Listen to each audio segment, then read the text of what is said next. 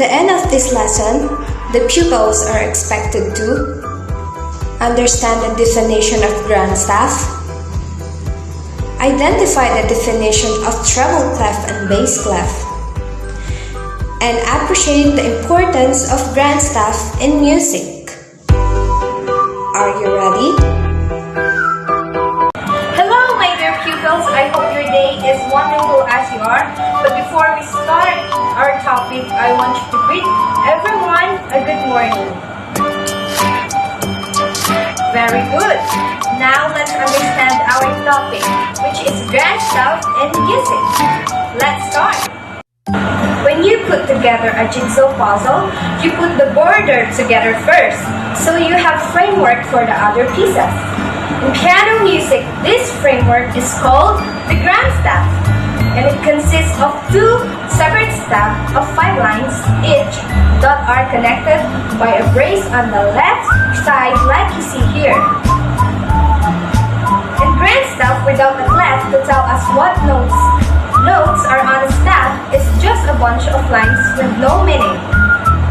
This clef on top stop is called treble clef, and it tells your right hand what to do on the piano.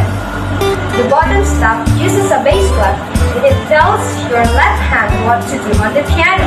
This tells us that this line is F, and this is why the bass clef is also referred to as the F clef. The names of notes on the piano go from A to G and then start over. The lines and spaces of each staff do the same thing, but A is not conveniently located at the bottom of either staff.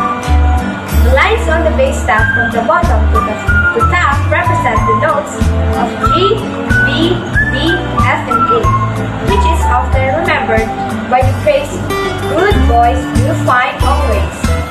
The spaces of the bass staff from the bottom to top represent the notes A, C, E, G, and are remembered by the phrase, "Old house, eat grass." Starting at the bottom, the lines of the treble staff represent the notes E, G, B, D, and F are remembered by the phrase, "Every good boy does fine." The spaces on the treble clef spell the word F, A, C, E from bottom to top. You'll notice that there is a big gap in note names between the treble and bass staffs of the grand staff.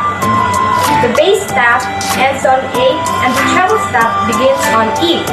So what do we do with B, C, and D?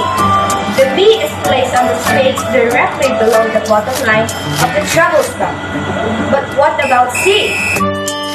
When we run out of lines and spaces above or below either staff, we use what are called ledger lines to temporarily make the staff bigger. Instead of adding a whole new line that runs the width of the page, we shorten it to just around the one note. The C in between the two staffs is called middle C and can be written on either the top or bottom staff like you see here. And that is the end of our discussion. What is our topic again? Great! Now that's all for now. I hope you all listen. Goodbye, pupils. See you again on our next discussion.